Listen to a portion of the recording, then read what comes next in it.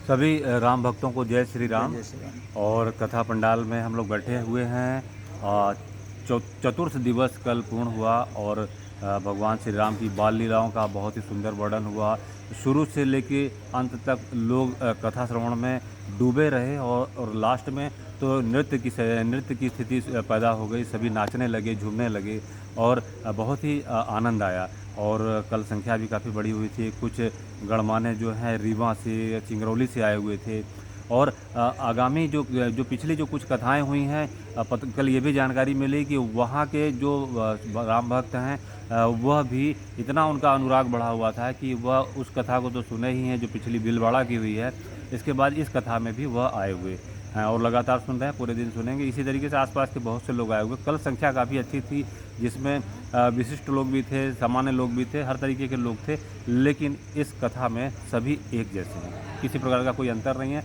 सम्मानित किया गया बहुत से लोगों को जिनकी लिस्ट की गई थी। भाई उनको महाराज जी से थोड़ा सा नज़दीक जाना था, थोड़ा सा उनका आशीर्वाद लेना था। तो इस सिलसिले में हर दिन कुछ नाम जुड़े जाते हैं और उनको कथा प्रारंभ होने के पहले स्टेज पे आमंत्रित किया जाता है। तो ऐसे कुछ लोग गए। और आज जो है भगवान राम के विवाह का उत्सव रहेगा। और ऐसा कहा भी गया है कि जिस तरीके से विवाह में लोग सज धज के बढ़िया पार्टी वियर पहन के आते हैं, तो ये अपना मांगलिक कार्य है। तो यहाँ का जो मांगलिक पार्टी वियर होगा, उस तरीके का सब मांगलिक कार्य के अनुसार जो है सुंदर वेशभूषा में सब यहाँ पर आएंगे, ऐसा कहा गया है। और आज का जो उत्सव होना है, उसमें आनंद और अधिक आने वाला है। संभवतः भीड़ भी, श्रद्धालुओं की संख्या भी यहाँ पर बढ़ने वाली है। और कल किस तरीके का थोड़ा सा हम लोग को आनंद आया, साथ में समिति के मैं विवेक कुमार मालिक, मीडिया प्रभारी, और श्री जयशंकर जी बैठे हैं। जयशंकर जी कुछ बताएंगे कल के अनुभव के बारे में। जय जय श्री राम। पहले तो मैं बता दूं कि आज भगवान राम की विवाह का उत्सव रहेगा। और बड़ी खुशी की बात है कि हम जहाँ से, मेरी मातृभूमि है, मैं मिथिला का रहने वाला हूँ, दरभंगा का। आज मेरे लिए तो एक अलग ही माहौल है उत्साह का। और आज भगवान राम की जो बारात, वर पक्ष वधु पक्ष, ये दो पक्ष जो है यहाँ पे। और इसमें आपको एक चीज़ बड़ी सुंदरता से देखने को मिलेगी। हमारे यहाँ जो वर पक्ष का जो सम्मान किया जाता है, तो हमारे यहाँ जो जैसे मोर होते हैं, सम्मान के तरीके से जो पहनाया जाता है मुकुट। आज तो आपके लिए बड़ा खास दिन है। जी जी जी, मेरे लिए आपके घर बारात पहुंचने वाली है। मेरे यहाँ पहुँचने वाली है। और हमारे यहाँ, मैं बता दूँ विवेक जी, एक नई चीज़, ये तो हमें जानकारी नहीं थी कि मिथिला से आप भी हैं। जी। मिथिला का तो बड़ा नाम है भाई, अपने पूरे रामायण उसमें। तो मेरे यहाँ क्या है कि जब वर पक्ष जब हमारे दरवाजे पे जब पहुँचता है, जब पहुँचेंगे, तो वधु पक्ष के लोग जो है हमारे यहाँ जो पहनाया जाता है, उसको हम लोग मिथिला में पाग बोलते हैं। अच्छा, पगड़ी हो क्या? जी, वो अच्छा। जो पगड़ी हाँ, होती है, हम लोग उसको पाग बोलते हैं। अच्छा। और वो एक अलग ढंग का पाग होता है, कपड़े से बना हुआ होता है। अच्छा। और उसको हम लोग पहना करके और सारे लोगों का, जो बाराती होते हैं, उनका सम्मान करते हैं। क्योंकि हम मिथिला से बहुत दूर हैं, इसलिए हमारी ये कोशिश रहेगी कि जो हमें 2, 3, 4 जो भी हम व्यवस्था में लगे हुए हैं, अच्छा, लगे हैं जी जी, व्यवस्था में लगे हैं, जितने भी हमको मिल जाएंगे उस पाग से, ताकि जब हम इस पंडाल के अंदर महाराज जी की कथा सुनते हैं, जैसा कि मैंने कल भी आपसे कहा कि यहाँ पंडाल में सुनने के बाद ऐसी अनुभूति होती है कि जहाँ की कथा हो रही है, हम उस जगह पे उस समय का अनुसरण करने लगते हैं। चित्रवत हो जाता जी, है। चित्रवत हो जाता है कि ऐसे ऐसे होगा।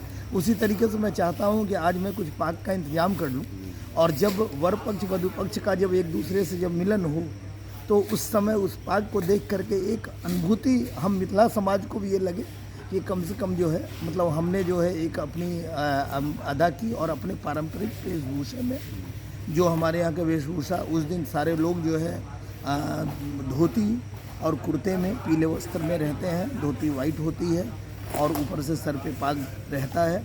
ये सब, ये सम्मान हमारे मिथिला का है। और जगह, हर जगह अपनी अपनी पगड़ियाँ होती हैं, लेकिन हमारे मिथिला की पगड़ी की कुछ अलग बात है।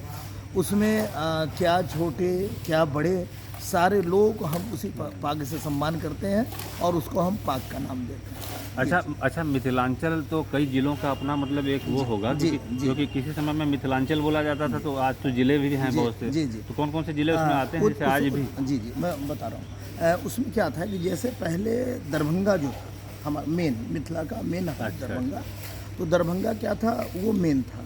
फिर दरभंगा से कट करके जैसे मधुबनी आपके बगल में मिथिलांचल है, समस्तीपुर का एरिया है, ये सब 2-3 जिले जो है ना उसको मिथिलांचल जो है हाजीपुर वगैरह भी आता है नहीं, क्या? हाजीपुर फिर भोजपुर अच्छा, में चला समस्तीपुर, जाएगा अररिया वगैरह? जी, अररिया। वो भी सब अच्छा, अच्छा। मतलब मिथिलांचल सटे होने के नाते थोड़ी सी तो संस्कृति या वेशभूषा या वातावरण सब होता है, लेकिन 3 जिले को प्रमुखता में मिथिलांचल का एरिया माना जाता है और इन्हीं 3 जिलों से मिथिलांचल की पहचान होती है। और बाकी बहुत सारे ज़िले हैं, चूँकि दरभंगा महाराज बहुत बड़े महाराज थे तो उनका तो बहुत एरिया स्टेट था, जो कि स्टेट बहुत बड़ा था। अच्छा, बनारस के घाट पर शायद दरभंगा नरेश की कोई कोठी उठी है या घाट भी है? दरभंगा घाट है सर? जी, दरभंगा घाट है जिसको वहाँ के महाराज जी ने मतलब उसको बनवाया है।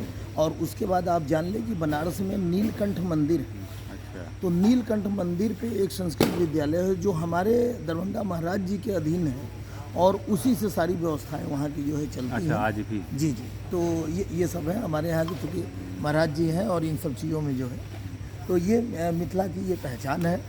इतनी मीठी भाषा में पूज्य राजन जी महाराज का की जो कथा होती है, सुनने में आनंद आता है। बीच बीच में जब वो स्थानीय भाषा खासकर भोजपुरी जब जोड़ देते हैं तो जैसे लोगों का पैर हाथ थिरकने लगता है। कल ऐसी सिचुएशन हो गई थी उनके, आप तो जानते हैं कि राजन जी महाराज जो है खासकर गीतों पर उनका जो है अच्छी पकड़ और कमांड है।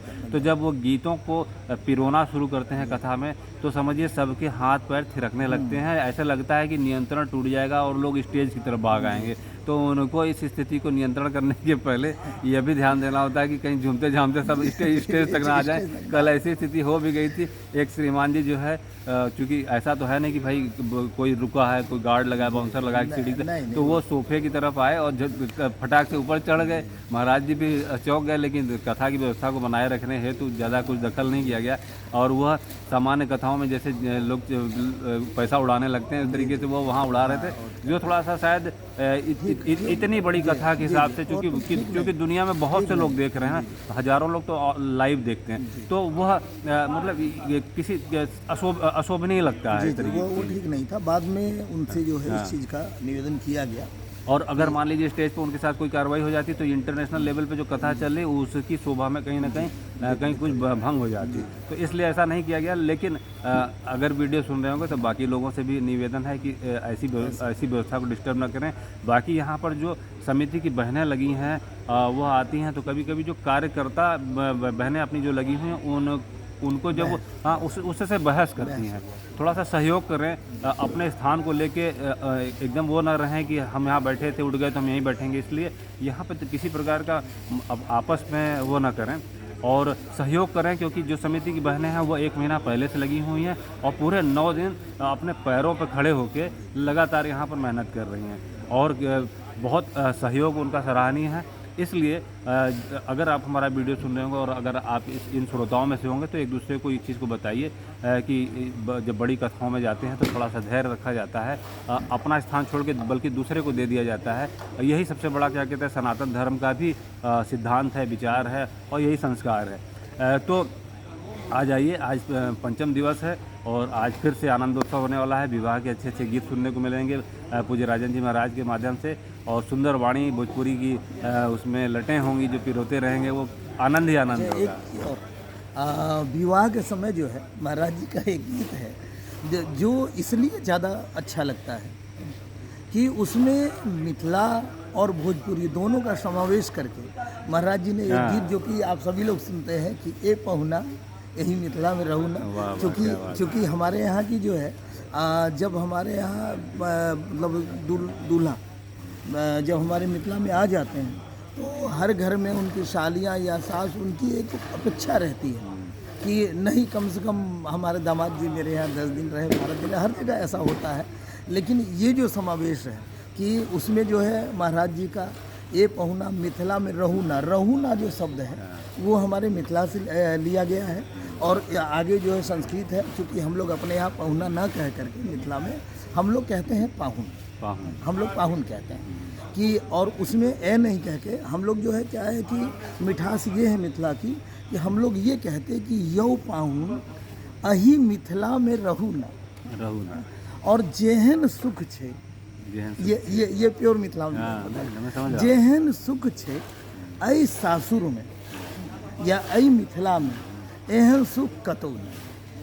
और यो पाहू नहीं मिथिला में रहूँ नहीं, ये हमारा शुद्ध जो हम मिथिला का अच्छा, था। मिथिला में स्वागत बहुत करते हैं, कल महाराज जी ने बताया, वो बताइए कैसे स्वागत होता उसमें है? है क्या हमारे यहाँ, मतलब स्वागत ऐसा देखे नहीं होंगे शायद, देखिएगा जरूर मिथिला की धरती पे जाके, जी, जी, कैसी धरती है वो।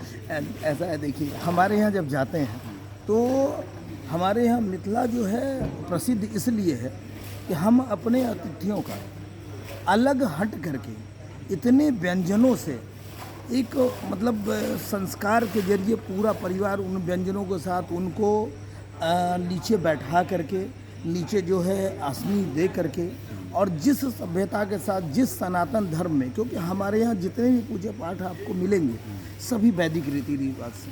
आपको आश्चर्य होगा कि हमारे यहाँ की जो शादियाँ होती हैं वो 6-6, 7-7 घंटे जो है वो शादियाँ होती हैं, अच्छा, क्योंकि सारे रीति रिवाज जो है टोटल वैदिक होते हैं और वैदिक के हिसाब से ये हमारे यहाँ होंगे मिथिला में। ये मिथिला की एक खूबसूरती है। दूसरी चीज़ कि जब हमारे यहाँ कोई अतिथि आते हैं तो उनका स्वागत जो है 56 प्रकार के व्यंजनों से, और जिन लोगों को लगाया जाता है वो आप जान लें कि मिथिला की ये खूबसूरती है कि वो लोग जो है जैसे वहाँ जा कर के एक आग्रह किया जाता है कि नहीं आप ले लें, तो उसमें क्या होता है कि अब कुछ जो आगंतुक भोजन में बैठे हुए हैं तो उनको नहीं बस हो गया। लेकिन हमारे यहाँ कह रहता है कि इतना मिठास आग्रह है कि आप भरपूर खाने के बाद भी हमारा मिठास ये रहता है कि एकाक रसगुल्ले हमारे कहने पे आप जो उसको ग्रहण कर ही लेते हैं। महाराज जी का जो कल था, महाराज जी एकदम मतलब इस पे जो है उनको पता था, वो जान रहे थे कि किस तरीके से स्वागत का होता है। और भोजन स्पेशली हमारे मिथिला की बहुत प्रसिद्ध है कि हम जिस तरीके से उनकी वो व्यवस्था करते हैं ये सब प्रभु का है और बहुत ही अच्छा रहता है। जो कि ये तो कथा हो रही है और कभी अवसर ऐसा फिर आया तो उसमें जो है मिथिला का गुणगान और मिथिला की व्यवस्था पे जो है कभी ऐसा अवसर रहा तो फिर रहेगा। तो महाराज जी जो है उनकी जब दुबई में कथा लगती है तो वहाँ पे भी कुछ मिथिलांचल के लोग हैं, बता रहे थे कि ऐसा स्वागत करते हैं कि आप ऐसा स्वागत देखे नहीं होंगे। तो उनका स्वागत अभिनंदन बड़ा ज़बरदस्त होता है, बड़ा शानदार होता है। और आज से यही कहेंगे कि हम लोग तो ये सामान्य सा सुबह का एक बुलेटिन रहता है। आज 6वां दिन है और कथा का जो हम लोगों ने कुछ बताया कल का और आज का, कल बाल लीलाओं का वर्णन हुआ और उनके चरित्र का बखान हुआ। आज होगा भगवान श्री राम का विवाहोत्सव, तो उस समय आप आएँ और हमारी बात अगर सुन रहे होंगे तो किसी प्रकार का मन में संशय किंतु परंतु न रखें, जहाँ हो भाग के आइए। एक बार कथा में आप कुछ मिनट के लिए आएंगे तो शायद आप अंत तक जो है कथा सुनकर ही जाएंगे। इन्हीं बातों के साथ हम लोग अभी की इस वार्ता को यहीं विश्राम देते हैं। जय श्री राम, जय जय श्री राम।